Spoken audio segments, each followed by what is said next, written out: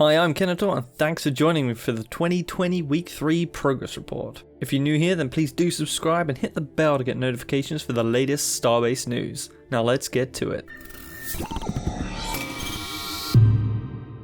So to kick us off this week, we have a quote from the head honcho himself, Lowry. As you can see, they're in final prep for closed alpha. It's so close I can taste it. Apparently they just need to remove the dev tools they have been testing with, and we'll be getting the first players right in the game. A reminder to all of you, since it still gets asked quite a lot, currently no one but the devs have access to Starbase. Secondly, the first people to get in the game will be invited by the devs, based on how active and helpful they are within the community. There will be multiple waves of invites, and there will also be a sign-up in the future to be randomly picked to join the closed alpha. YouTubers and streamers are not getting special treatment either, so don't expect the first 100 or so to just be a bunch of content creators. I personally think those making community ship pieces like Okim or stories like Marksman will be getting priority over any YouTuber due to being active and friendly in the community Discord and forums. If you're worried about the test being too limited, don't be. The devs have said they want to push the tech to test it's really ready, so we could be looking at 5 figures worth of invites going out.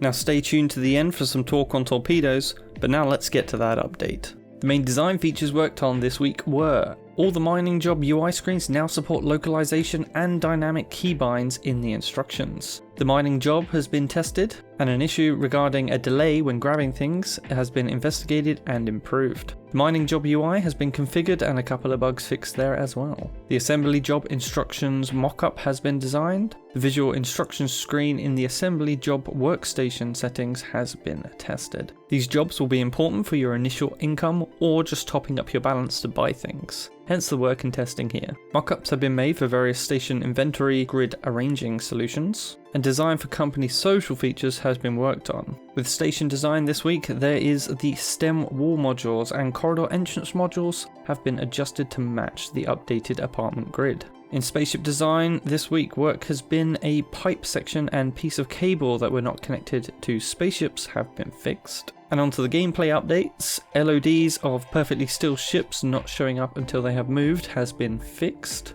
This will be a big one for performance. A building tool issue has been solved. Already intact or fixed objects would get fixed when using the tool. Fixes to sensors and missile thrusters and YOLOL improvements on torpedoes. Profile deletion has been reworked to be more reliable, and the tool ammo consumption and grabbing tool has had updates. UI work this week has been when creating a company, the owner now gets the correct rank.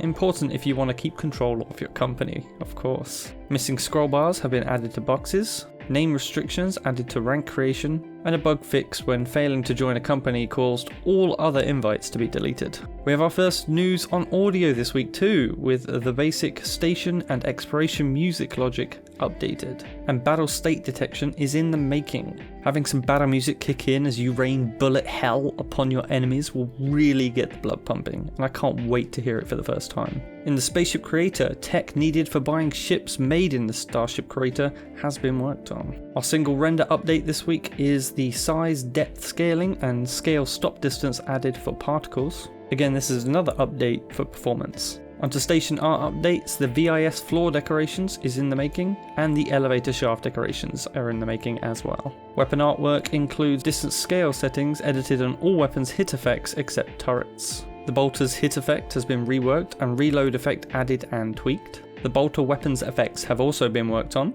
Muzzle flash and hit effect have been modified and updated, and the projectile is now based on the rail cannon projectile. The autocannon's muzzle flash not having audio has been fixed, and debris particles removed for some hit effects. The bolt tool now has a third-person animation when reloading, and we have new animations. Landing with a pickaxe and rifle, along with crouched pickaxe relaxed in and out transitions. And lastly, the other updates for this week are: high poly models have been made for the triangle thruster assets, with the triangle thruster nozzles updated. We have a new modular control asset for the cockpit and control surface, with bases for different buttons, switches and screens that can be combined in a control surface layout. We can have 2 different buttons, 2 buttons with safety lids, a switch, and 5 screens or progress bar bases. A new trim sheet texture is in the making to be used with small assets. These can be used to replace some of the older texture sets in use. The aim is to have these trim sets that are easy to use and expand for needs for future assets.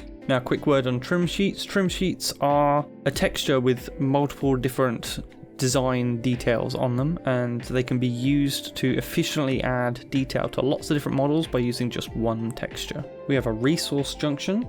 The twist handle has been scaled down to 24 centimeters as it was not usable in certain configurations. The bolt tool textures have been updated and paint jobs have been added for the pickaxe. We have updates for backpacks as well, with the weapons rack, communications pack and energy booster pack textures updated with paint jobs added. And the asteroid base materials have been optimized and adjusted. And now we can talk about the key video that dropped in this week's update. More on the guided torpedoes. Now let's stop the video here and take a quick look at that YOLOL chip.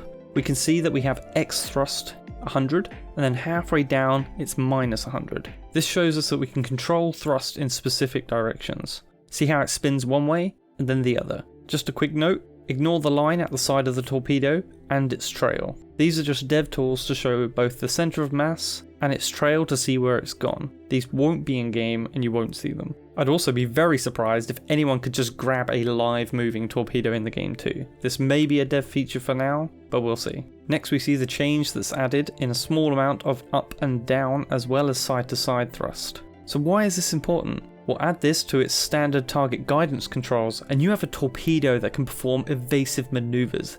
That's huge! This will definitely be part of the meta within Starbase. If you can have the hardest to hit torpedoes, then you're going to have an edge. But we'll still have to wait and see how we can combine this with the tracking and other torpedo controls. Let me know in the comments how excited you are for this awesome weapon tech. But that's all for this week. Feel free to join me on my Discord to talk more about Starbase, there's a link for that below. Hit the like and share this video with your friends. And I'll see you in the next one. Kenetor, out.